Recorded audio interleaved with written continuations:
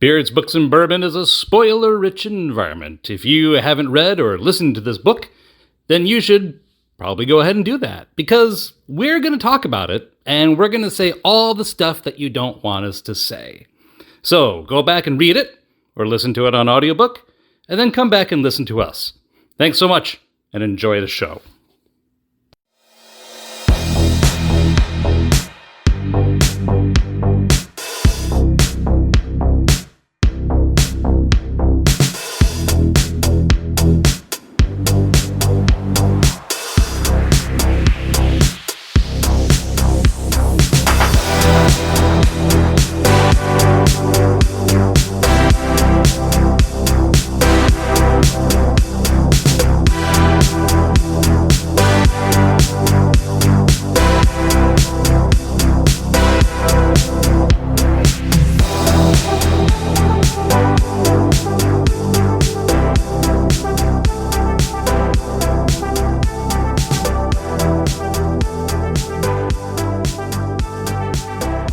Are recording. Hey, Mark. Hey, Stephen. Whoops.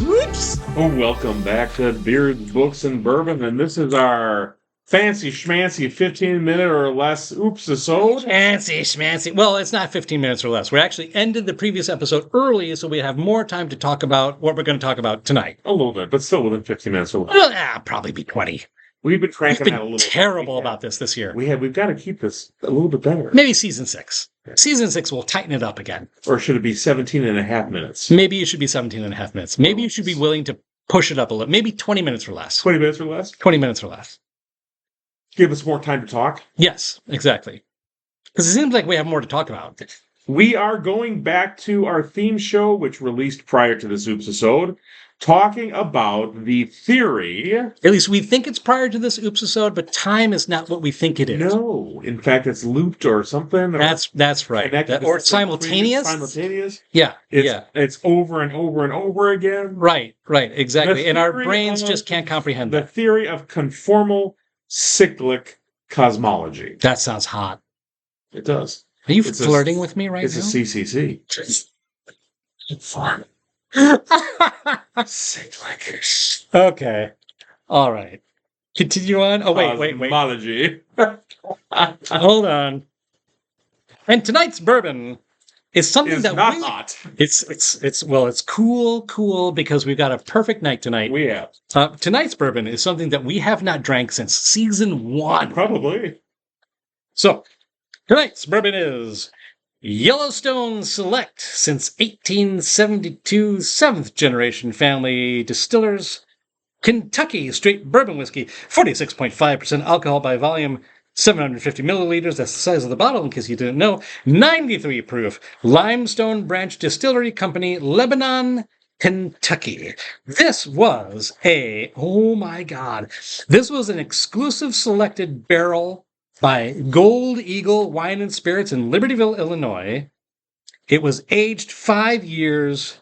It was picked on May 12th, 2020. 2020. We bought this in the middle of the pandemic. We were probably drinking this before we were recording. Probably. Because we didn't start until October of 2020. Yeah. Single barrel number 7015811, in case that's important to any of you out there. Yellowstone distilled and aged in Kentucky with roughly, in quotes, 78% corn, 12% malt, 10% rye, barreled on February 23rd, 2015, with a level 3 char and bottled at 93 proof on August 19th, 2020, sold in Gold Eagle Wine and Spirits. I want to know what the level 3 charring is. Like, what? I think there's 4 levels. Right. Like, so how much the burn level 3 is moderately heavy. Yeah. So I'm glad we were in the bubble together. Otherwise, we would never have this podcast. No, we never would have. Because we recorded in the middle of the freaking pandemic. We sure did. We just got together and recorded. Did we wear masks? No. Because we were in a bubble. I think so. We were in a bubble. We were meeting in each other's. We either in your garage here or in my backyard at my house. So we were outside. We were outside. We were usually like I don't know, 5 to 10 feet apart, but not you know, we weren't really worried about that. Social distancing, yeah. Yeah, we weren't really social distancing with each other because eventually at some point we decided we're in a bubble. You and me. And whatever we're drinking is killing it anyway. That's right. It's probably dying as we drink this stuff anyway. What's the proof on this? I don't know. So tonight's OOPSISODE, we are talking a little bit about some of the critiques that are leveled against the conformal cyclical cosmology correct theory. Yes. Robert Preston is the originator of this theory. Yes. And just as a reminder for the full episode, the theory is that each universe begins at the end of the previous universe. And that feels like... Are we stuck in an echo of whatever was previous to us? I mean, that almost kind of feels like common sense, except that what he's not saying is he's not saying that there is a universal contraction. Right. He's saying the expansion. He's saying that the previous universe continues to expand eternally. Yep. It never stops expanding. And in the meantime, something happens somewhere in the middle where another Big Bang takes place. Right. It's not the same material. It's all new material. Well, let's start right there. Yeah. Because that's one of the main critiques. Okay. It's called speculative conformal matching. The core idea that the infinitely expanded universe, end of one aeon, remember aeon is the term for each universe, right? Right, yeah. Can be mathematically squashed into the Big Bang of the next. Yes. Using conformal geometry is elegant, but highly speculative. That's one critique. Okay. It's like there's no known physical mechanism. It's lovely, but that allows for that to happen, right? It's lovely, right. but you're guessing. Right. Yeah. Right. You're assuming that it can be contracted mathematically, geometrically, beautifully for each other occurrence of the additional aeon or universe. Like you're assuming that a Yellowstone bourbon that you bought 5 years ago is going to taste as amazing as you did today.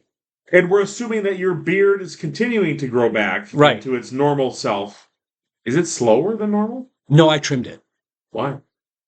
Because it was starting to go... You're just keeping it. It was... No, because it was starting to go kind of... Fur. Yeah.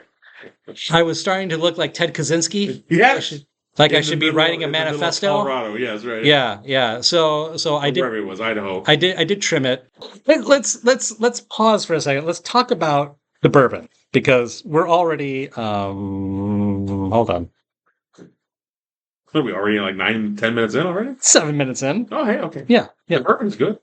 Okay, so here are now this is interesting because we bought this in 2020. Yeah, but it was barreled. It was barreled. In 2015 or 2017? 2015, 2017. So here we are. It's now 2025. And here's what they say about the Yellowstone Select.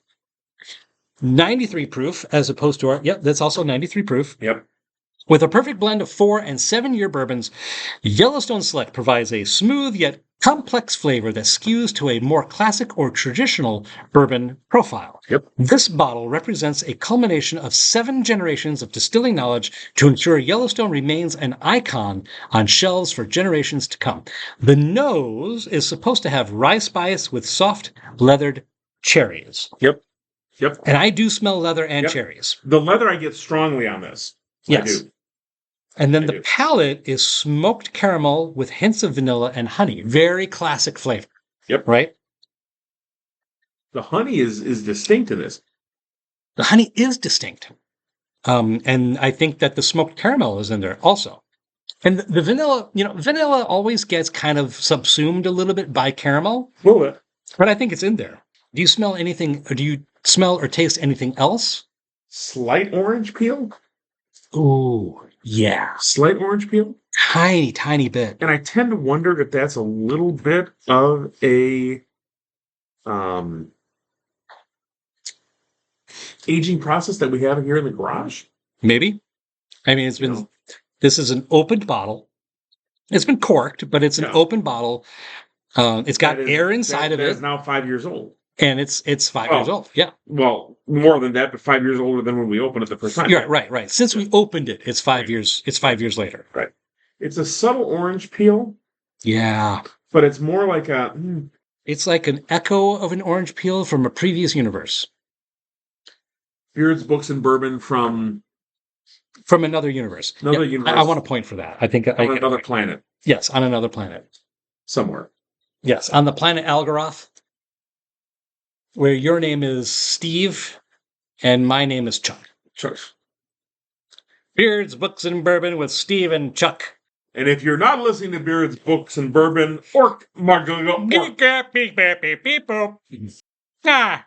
I want answers. I'm sounding a little bit like Peter Griffin. I want to know. So? Oh, no, that's... Oh,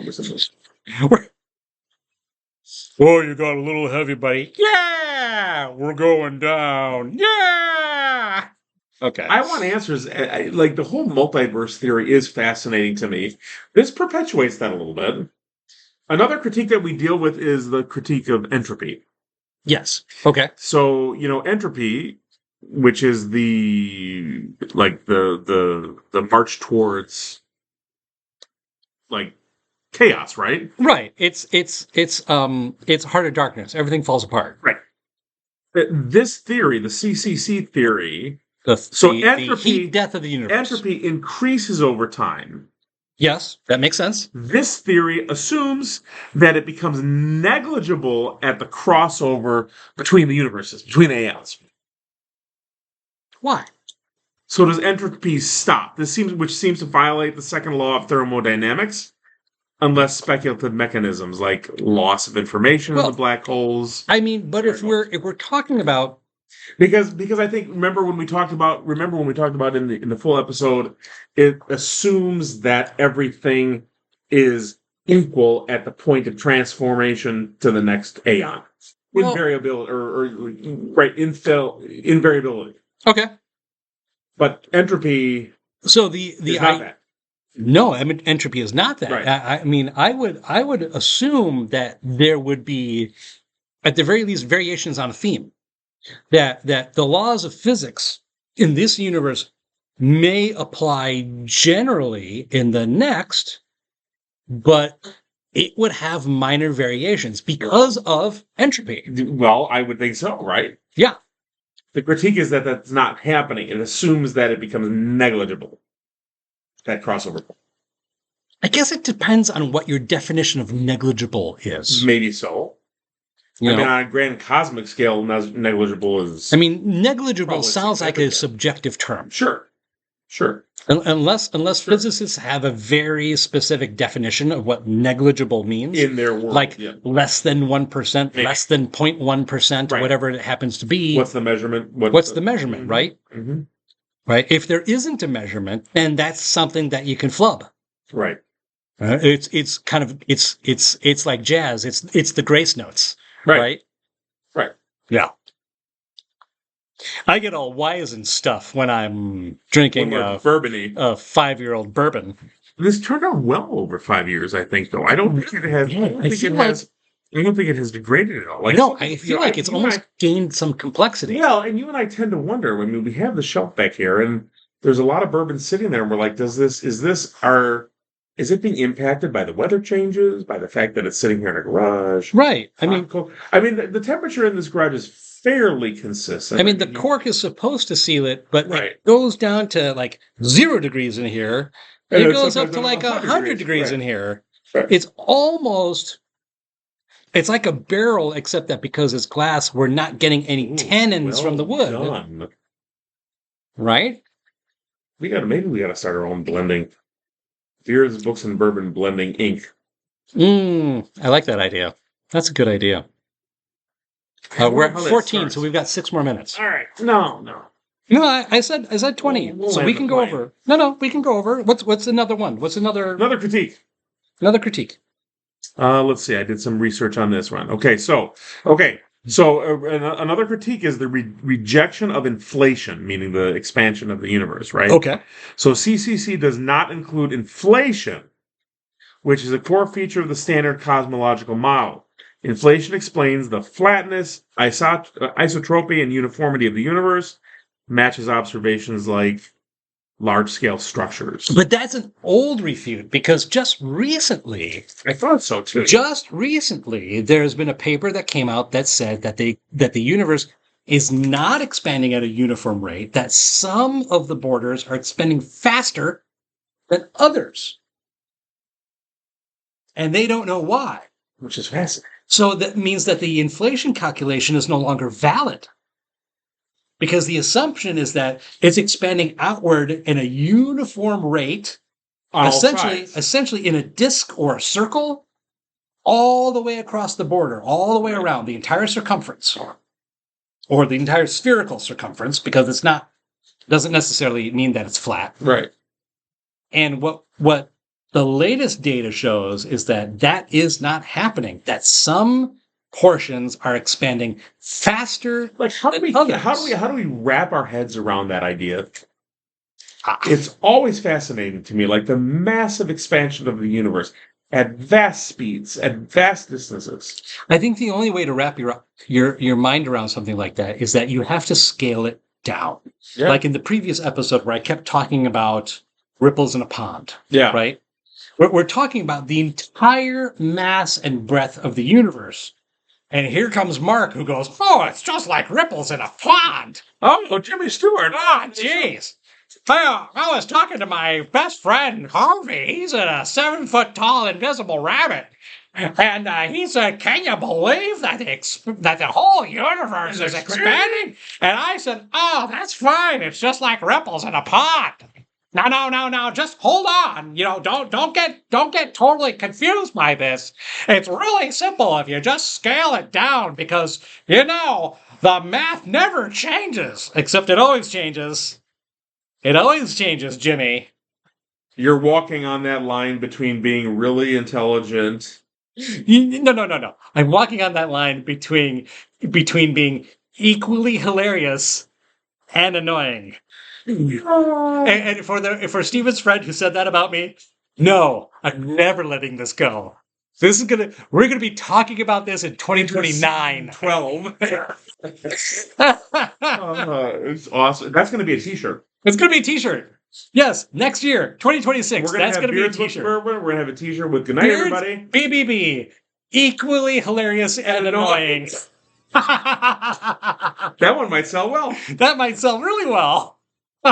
Well, when you think about it too, I think there was something that I read or had seen or something like that. At least the observable expanse of the universe from one side to the other side is 90 billion light years. How do you even conceive of that? I mean, just the calculation to conceive. I mean, we can't conceive of that. I can't conceive of that distance, right? And at the rate at which it's expanding, we will never get there. Right. Never.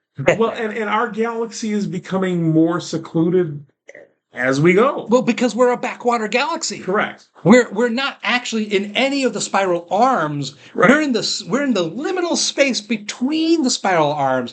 We are the rural county that nobody's ever been to. That's us. Gosh darn it. We got a sheriff and a Piggly Wiggly and maybe a Dairy Queen, and that's it. And a freeze. We need to do a theme show on liminal spaces. Yeah, we do.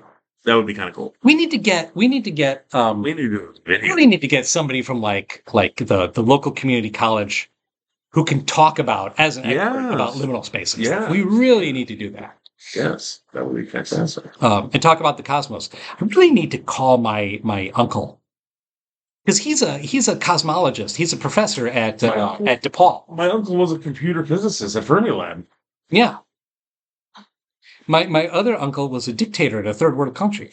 And my other uncle was come up with it. My other uncle was one of the celestial titans from Marvel. Good. I mean, I don't want to name drop or anything, but he was Galactus. My grandfather. I called him Uncle Bill, but he was Galactus. My grandfather was Zeus. So there you go. 19 minutes, 30 seconds. I think we're good. Yeah. This was good, and we are going to close out this episode. The Bourbon was a great reopening, my friend. It really was. That was nice to bring that one back. It's so funny because Yellowstone was my favorite in season 1. I loved it. And I wouldn't necessarily say that it's still my favorite, but it's Well, we want to definitely try Yellowstone toasted, right? We haven't done that. we one want yet, to try the right? toasted. So we got to Absolutely. pick that up. Absolutely. And we've got another bottle of Yellowstone on the shelf that we've never opened. Right. And I'm curious to see what that tastes like in comparison to this one. Was it the same one? It's a different one. It was. We haven't opened it? We haven't opened it. Oh, it's a new one? It was a gift from one of your friends. Oh, yeah. So it's just been sitting back there. Yes. Check us out wherever you download your favorite Check podcast. us out. Please leave us some stars and some reviews. Many stars. Help us climb the charts and continue to do what we love. Billions and billions of stars. All the social media that you could have, check us out everywhere there too, please. Yep. And